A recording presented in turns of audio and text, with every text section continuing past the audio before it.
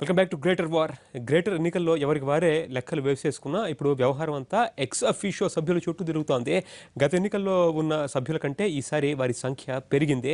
ప్రభుత్వం జిహెచ్ఎంసీ చట్టానికి సవరణ చేసి మరీ ఎక్స్ అఫీషియో నెంబర్ని పెంచింది. ఇప్పుడు వ్యవహారం హైకోర్టులో ఉంది.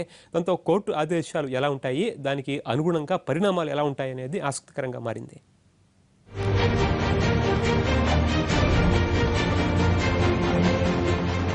గ్రేటర్ ఎన్నికల ఫలితాల తర్వాత మేయర్ ఎంపికలో ఎక్స్ అఫీషియో సభ్యులే కీలకంగా మారబోతున్నారా?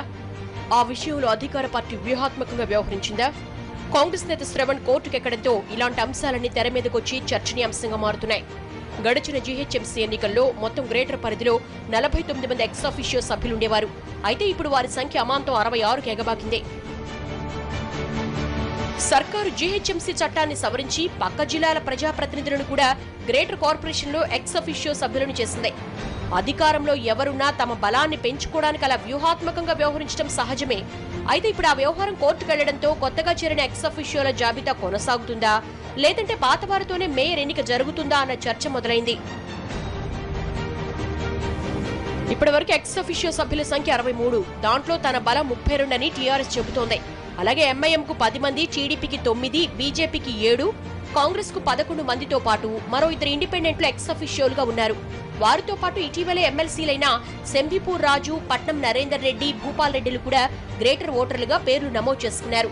దాంతో మొత్తం ఎక్స్ అఫీషియో సభ్యుల సంఖ్య 66కు చేరింది. గ్రేటర్ మేయర్ ఎన్నికల్లో ఏ పార్టీకి సరిపడా కార్పొరేటర్లు లేకపోతే ఈ ఎక్స్ అఫీషియోల ఓట్లే కీలకమవుతాయి. తమకు 4-5 కార్పొరేటర్లు తగ్గినా ఎక్స్ అఫీషియో ఓట్లతో మేయర్ పీఠం దక్కించుకుంటామని ధీమాగా ఉంది టీఆర్ఎస్. ఆ క్రమంలో ఇప్పుడు ఈ ఇష్యూపై కాంగ్రెస్ నేత శ్రవణ్ కోర్టుకెక్కారు. ఎక్స్ అఫీషియో సభ్యుల సంఖ్య పెంచుతూ చట్ట సవరణ చేయడం సరికాదంటూ ఆయన వేసిన పిటిషన్ను కోర్టు విచారణకు స్వీకరించింది. సర్కారు తరపున ఏజీ తన వాదనలు వినిపించారు. అసలు ఈ జీవోనే తప్పు అనేటువంటిది మేము ఛాలెంజ్ చేస్తా ఉన్నాము.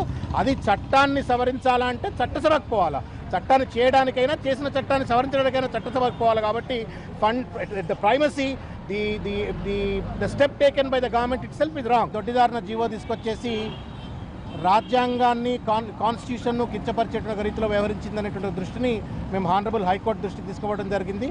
వారు మా వాదనలన్నీ విన్నారు. మండే నాడు బహుశా వారి యొక్క జడ్జిమెంట్ ఇస్తారని చెప్పని భావిస్తాం. మొత్తం మీద ఈ అంశంపై లోతుగా అధ్యయనం చేయాల్సి ఉందంటూ హైకోర్టు ఈ కేసును సోమవారానికి వాయిదా వేసింది. దాంతో కోర్టు తీర్పు ఎలా ఉండబోతోంది, పెరిగిన ఎక్స్ అఫీషియోల సభ్యత్వాలు కొనసాగుతాయా అన్నది పొలిటికల్ సర్కిల్స్ లో హాట్ టాపిక్ గా మారింది.